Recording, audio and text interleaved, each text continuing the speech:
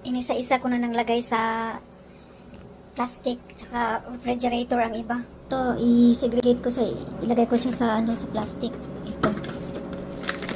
Para pag gusto ko magluto, ano lang siya, defrost. Okay na.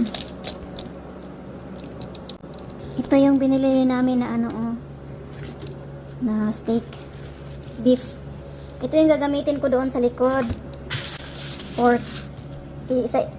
Hiwa-hiwain ko ito para pag madali lang kuhaan sa freezer.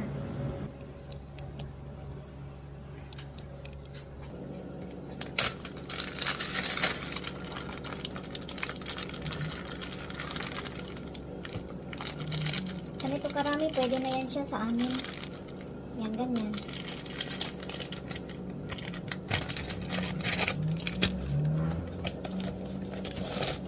Sineseparate ko siya. Para pag magluto ako, madali lang siya kuhanin. Ito, wala na. Ito na siya.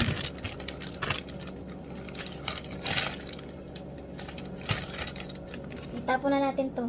Hindi ko nilalagay ito sa freezer. Ito naman, hiwain natin.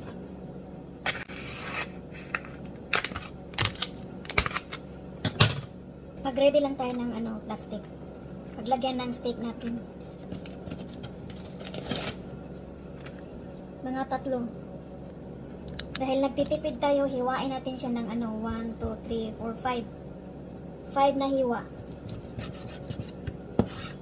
Huwag natin masyadong damihan ng kain. Dapat konti lang.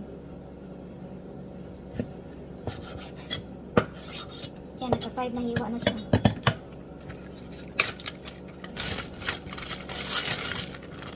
Lagyan natin dito.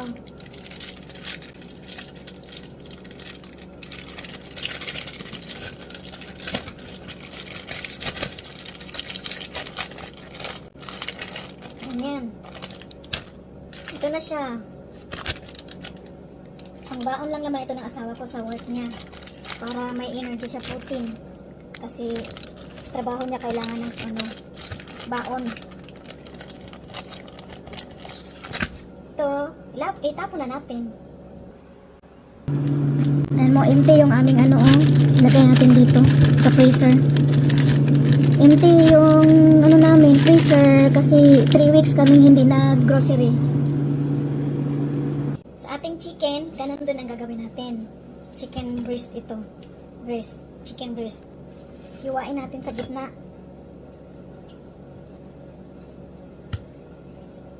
Ganitohin natin para mas madali lutuin.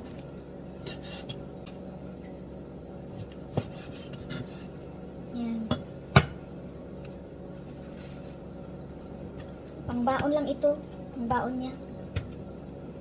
Alagaan natin yan siya. Para mayroon tayong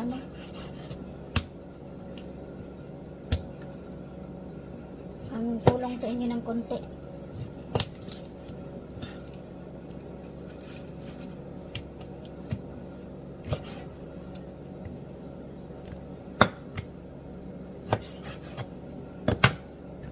Ito na yung nahiwa natin.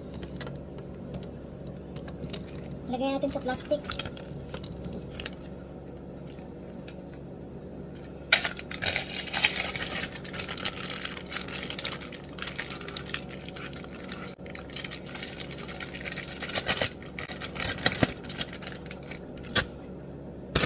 Ito siya. Para makatipid ng plastic, dinadamihan ko siya ng sa loob para pag gusto kong kumuha, ilagay ko dito sa empty para mag-defrost. Para hindi masyadong dikit. Dahil lang siya kuhanin. Ganyan yung technique ko. At saka malaking tipid ito ang ganito, yung ganito ang ginagawa nyo. Malaki ang tipid niya kasi hindi mo siya lulutuin lahat, hindi mo i-defrost lahat. Kuha ka lang ng dito, lagay mo sa plastic. Pag nahiwa-hiwa mo na, tsagaan lang talaga guys, patsagaan lang talaga, magtsaga sa paghiwa. Maganda talaga meron kang ref.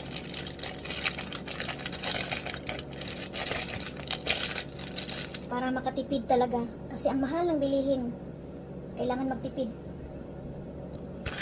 Ito na siya guys. Naka-apat tayo na plastic. Lagay natin sa freezer.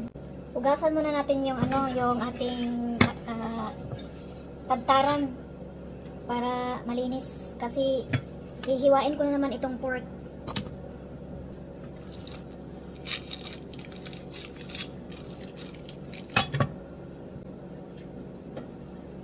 Ang ganda ng damit ko. I like this dress. Maghiwa na tayo. Saka na yung puri-puri sa sarili.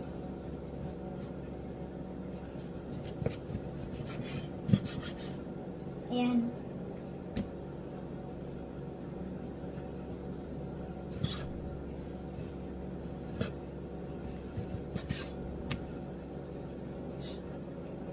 Ito na yung hiniwa natin guys. Ayan. Ilagay na natin sa ating plastic. Ganito na lang binili ko. Di ako nakabili ng yung plastic na Tupperware.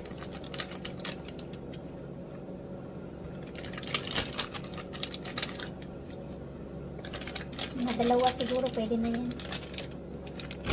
Or 4. Kuhanin na lang pag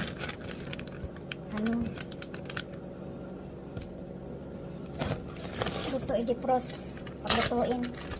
Para makatipid tayo sa plastic guys. Mahal ang plastic. Kailangan utak gamitin. Hindi puro pa yabang-yabang pagpabungga. Ganito, 4 nilagay ko. Ginawa ko ng 5. Ayan tanggalin ko na lang siya pag nagtumigas na. Na freeze na siya. Yellow na. Kaya ito siya guys. Ayan, ang ating done for today. Sa ating pag-segregate. Para makatipid tayo guys kasi mahal ang bilihin. Ito, itapon na natin. Itong pinaglagyan ng pork, itapon na natin. Itong sangkala natin, hugasan na natin kasi tapos na tayo. Alright?